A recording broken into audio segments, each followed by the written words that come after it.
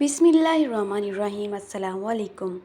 کہ تم آزمائش میں ہو، دل میں بے چینی ہے، ایسا لگتا ہے جیسے ہر طرف اندھیرا چھا گیا ہے۔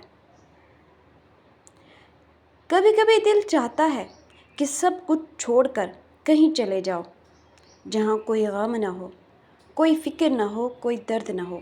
تو رک جاؤ، یہ ویڈیو آپ کے لیے ہے۔ اس ویڈیو کو آخر تک سنیں اور یقیناً اس کو سننے کے بعد آپ کو اپنا غم، اپنی آزمائش بہت کم لگے گی انشاءاللہ۔ تم یقین جانو، تم اکیلے نہیں ہو۔ ہر انسان اپنی زندگی میں کسی نہ کسی آزمائش سے گزرتا ہے۔ کسی کی ماں بیمار ہے، کسی کا باپ بستر مرگ پر ہے، کسی کے خواب ٹوٹ چکے ہیں تو کسی کا دل۔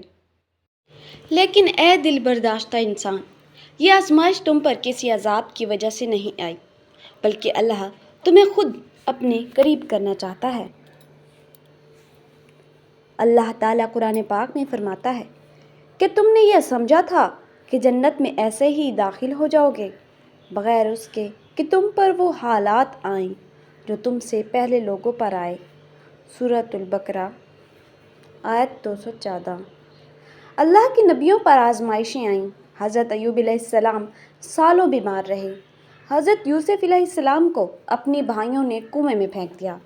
حضرت محمد صلی اللہ علیہ وسلم کو طائف میں پتھر مارے گئے، لیکن وہ سب صبر کرتے رہے، کیونکہ وہ جانتے تھے کہ صبر کے بعد سکون ہے، تکلیف کے بعد راحت ہے، اور اندھیرے کے بعد روشنی ضرور آتی ہے۔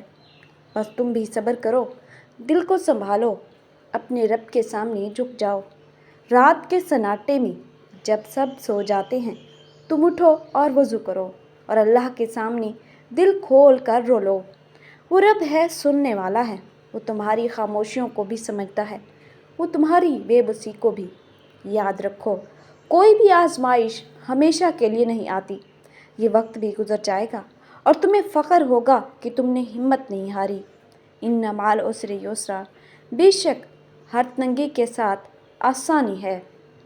یہ ویڈیو تمہیں یاد دلانے کے لیے ہے کہ تم مضبوط ہو، تم اکیلے نہیں ہو، اللہ تمہارے ساتھ ہے، اور جب اللہ ساتھ ہو تو ہار ممکن ہی نہیں۔ جب دل تھک جائے تو اللہ کو پکارا کرو، کیونکہ سکون بازاروں سے، لوگوں سے یا دولت سے نہیں ملتا، سکون صرف اللہ کی یاد میں ہے۔ اللہ تعالیٰ قرآن پاک میں فرماتا ہے، الا بذکر اللہ وتطمئن القلوب، سن لو، دلوں کا سکون صرف اللہ کے ذکر میں ہے۔ سورۃ الرعد۔ اللہ پر بھروسہ رکھو، ہر چیز بہتر ہو جائے گی انشاءاللہ تعالی۔ ناظرین، ویڈیو اچھی لگی ہو تو چینل کو سبسکرائب کر دیں۔ جزاک اللہ خیرہ۔